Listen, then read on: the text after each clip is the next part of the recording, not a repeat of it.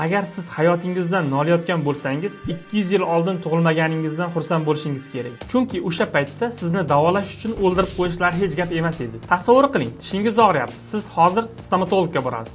Lekin 18-asrda esa sizni sartaroshga olib borishgan.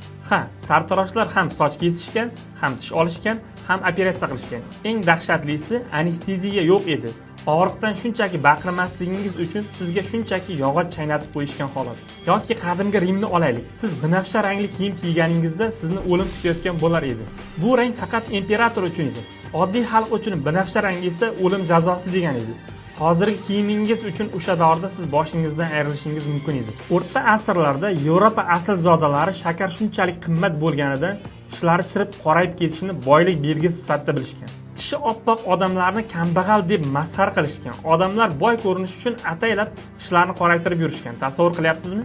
Tarix bu biz o'ylagandek chiroyli kinofilm emas. Siz qaysi davrda yashashni xohlagan bo'lar edingiz?